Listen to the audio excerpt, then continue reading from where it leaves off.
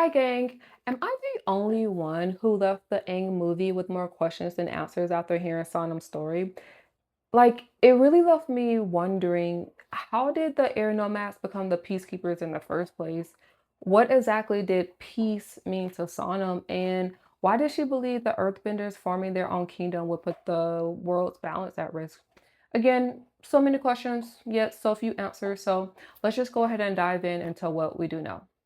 According to Sonam, the air nomads served as the peacekeepers of the four elements using nonviolent tactics to mediate conflict. Because there were so few air nomads, though, Sonam believed that the world needed more of them.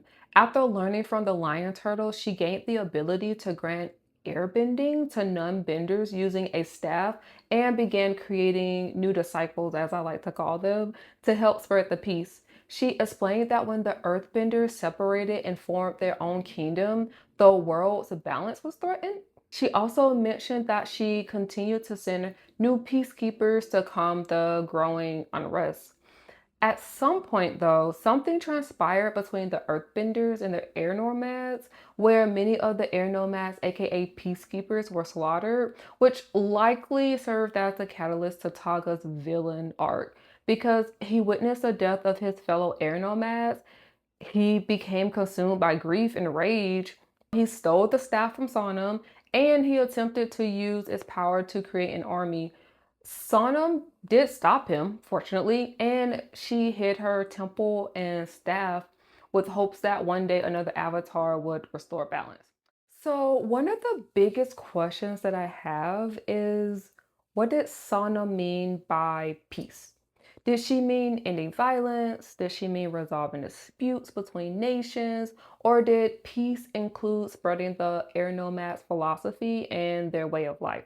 The movie never really defines it, but I think the definition matters because throughout history, we've seen time and time again where powerful nations have often believed that they were bringing something good to others.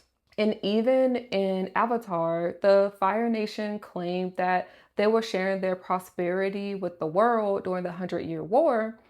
From their perspective, they believed that they were improving the world. I'm not saying that Sonam's mission was the same as the Fire Lord. I'm simply saying that words like peace and prosperity can mean very different things depending on who's using them and who's on the receiving end. Sonam said that the earthbenders forming their own kingdom, separating from the other elements, put the world's balance at risk. Why? The movie never really explained this. Why would the earthbenders choosing to separate automatically create imbalance? Was the balance something spiritual that required that all four elements remain united? Or was Sonam describing balance through her own understanding of the world?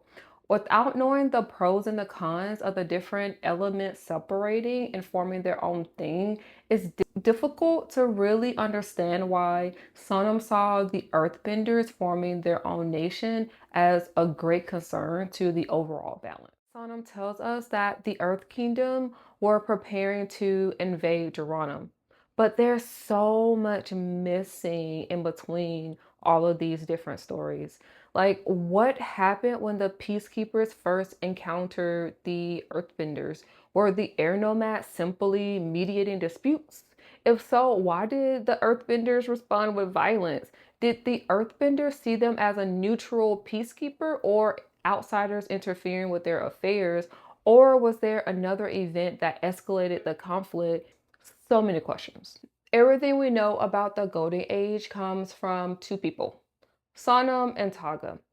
That doesn't necessarily mean that they're telling the story wrong, but it does mean we're hearing the story through their perspective only. Every nation remembers history different. Just think about the Hundred-Year War, right? The version of events told by the Fire Nation would probably sound very different from the stories told by the Water Tribes or the Earth Kingdom. Again, I'm not saying that Sonam's mission was the same as the Fire Nation. It just simply means there's a lot of room for interpretation because we're working with limited information and we're only hearing two sides of the story. Personally, I hope future Avatar stories revisits this era because I think the golden age of the Air Nomads has the potential to become one of the most fascinating periods in Avatar history.